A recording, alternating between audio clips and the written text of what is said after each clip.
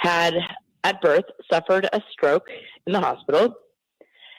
CPS was called. They assumed the stroke was brought on by drug use.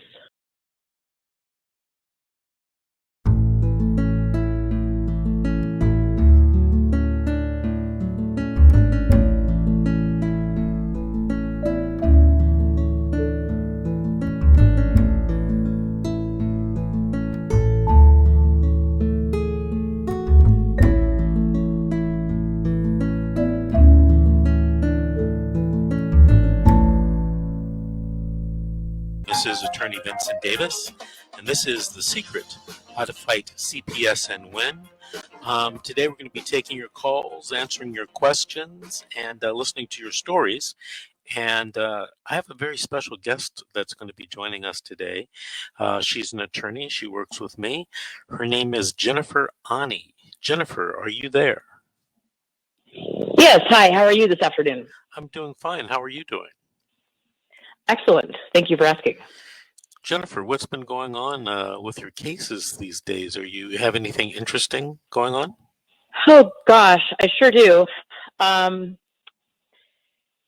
had a case last week where a mother of an infant, a newborn, had at birth suffered a stroke in the hospital. CPS was called. They assumed the stroke was brought on by drug use, and they placed the baby in foster care despite the availability of several maternal relatives who had stable homes and stable lives in the same community.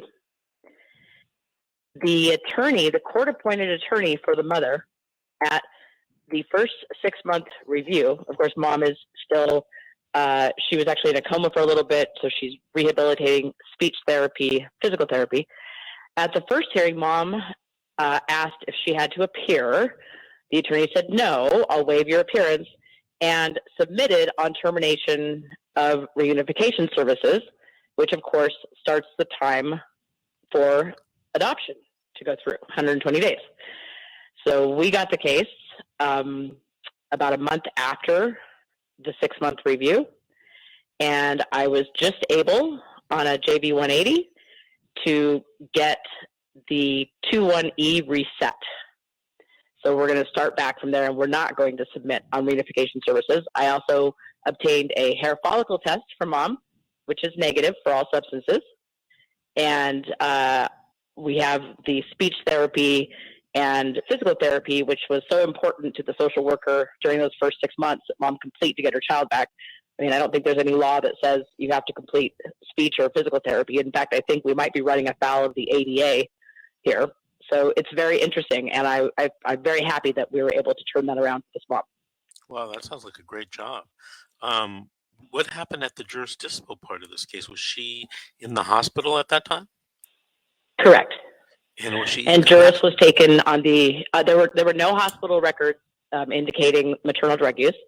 The social worker just, it was her knee-jerk reaction because the family does have a history, from 10 or 15 years ago with drug use, but there's been nothing since 10 or 15 years ago. So it was, a complete leap of faith or non-faith, as it were, by the social worker to remove from mom. A police officer even went to the home at the bequest of the father and found everything was okay, but still the social worker didn't accept that. Okay, meaning that the child would be safe in the grandparents' care. Wow. But placement was never done. So, yeah. Do you think there's any possibility or likelihood of maybe even setting aside the dispositional case plan or court orders? Well, that's we just got in the case. That is what I'm shooting for, but I'm pretty happy that I get to go back on the 21E. And, the attorney for the mom, of course, didn't tell the mom what was at stake at this hearing. Told her, sure, don't bother coming. When mom was able to contact her after the 21E or the 6-month review hearing, she said, oh, well, don't worry about it. We have another hearing in a couple months. I'll let you know. Not telling her that, oh, this is a, adoption hearing. Right. So there's some issues there with, let's say, ineffective assistance of counsel. Right. Wow, I'm shocked to hear that story. I thought I've heard everything. Yeah, I've never heard a story like that one. Yeah, it is. Well, and the mother still isn't able to speak well. I communicate through the maternal grandmother with the client sitting, right there. She's not able to articulate and use sounds with her voice. There's nothing at all mentally wrong with her, and so probably the social worker just decided that was too much effort for her to have to, work with the family in that way. That's what seems to have happened, and they counted the family out, but that's not the case. Do you think it was some type of stroke, or what do you think happened? It was definitely a stroke. In fact, she had two, but they weren't related to. And then they tried to say that it was related to domestic violence, that she was hit in the head by the father, and that caused it. Of course, they had no substantial evidence to support that. Right. Amazing. It was a good thing that they came to us and you were assigned to the case. Is this case in Southern California or Northern? No, Northern. Okay. I don't want you to name the county, but I've had some. No, I won't. I won't. I've had some interesting cases, from some of these Northern California counties. Art Lasalento called me this week, and he asked me a question, and it had to do with Welfare and Institutions Code 827. And Yes. I thought, you know what, Jennifer's an expert at that. And he and I are on a case in a Northern California county, and we made a motion to disclose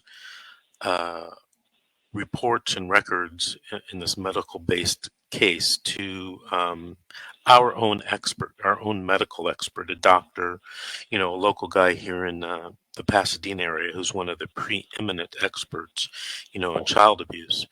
And you know what the judge told us? The judge granted it, but said, you don't have to make those types of motions if you're giving it to to your own expert. It wasn't like, we were trying to blast it over the news. And, Art said, well, there seems to be, every once in a while, seems to be some type of conflict, like some judges believe that you have to do that. And this judge was of the opinion that you never had to do that if it's your own expert, which is something, that I would always think, if it was our own expert, it's part of the quote unquote law office, part of the attorney. Well, one would think that. Right. One would think that, but 827 by its terms allows the court to distribute social reports and other documents in the case file to certain specific parties, of which a parent's attorney's expert is not one. That's the conflict.